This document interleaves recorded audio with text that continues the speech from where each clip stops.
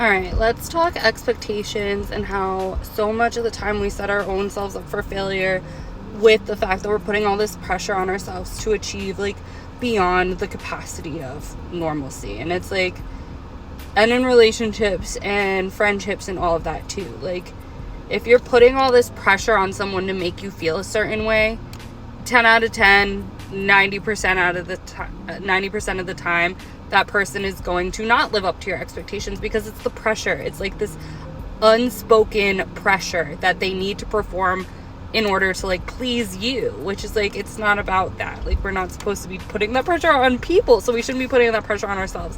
And I mean, standards, boundaries, key. That's not to say like, okay, well, I'm now going to just let my friends walk all over me because I don't have expectations of them to treat me well. There's a difference between standards and expectations.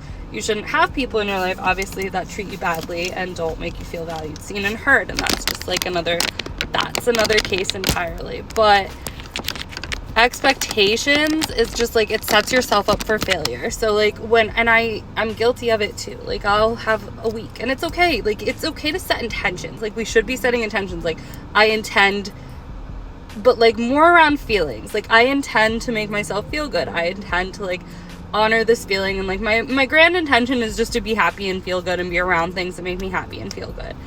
That is an expectation that we should strive to meet, like feeling good. But you know, when you don't feel good when you're like, I'm gonna do world domination, which I do all the time. Like, Leila, we're gonna take over the entire human planet this week, and I'll make a list sometimes that is just like absurd. It's like, how does anybody in any universe expect to get this done? And then, but what the thing is, when you make that list, then you look at it and you're like, well, what the fuck, am I a failure or something? And you start to feel bad about yourself because you didn't do it. So I'm going to implicate something today. We're going to do the anti or the opposite or the anti fucking to-do list. Fuck the to-do list. So I feel like, because I accomplish so much in a day, realistically. And even if I don't, even if I'm like just taking care of myself, that's an accomplishment in and of itself. Like, I want to just relish in the excitement of the fact that I showed up for myself today. I've already been on 2 walks today. Like, I'm taking care of myself. We stretched, we did yoga, I showed up to a seminar, like, we did stuff today, okay? And that's great. And even if we didn't, like, great. But, you know, when you have that to-do list looking at you, like, it just accentuates all the stuff you didn't do instead of all the stuff you did do. So with expectations, I feel like instead of just putting all this pressure of ourselves to like succeed and overachieve and like get to all these points that like we may not get to, and then we're gonna feel like a piece of shit for not getting to them, like, let's just start today the anti-to-do list. Like, we're gonna write down all the things we did accomplish. We're gonna be grateful for everything we did get done instead of the things we didn't get done, because that takes off so much pressure on yourself just to exist, just to feel good inside and not feel stressed and overwhelmed. Like, because when you're constantly just looking at like, okay, what do I still have to do, it takes away all enjoyment out of life. It takes you away from the present moment and just feeling good about yourself. So implicating today, fuck your to-do list. This is the anti-to-do list. Tell me, what did you get done today? What did you do today that made you feel accomplished? What made you feel good? What did you do for yourself today to fill your motherfucking cup up? Oh, right, that's who we are. What did you do today to fill your cup up? What did you accomplish today that you feel good about? Like, I ordered Instacart today, and I feel really good that I got my groceries delivered for the week, okay? That's a fucking accomplishment. I don't want anyone telling me it's not, because it is.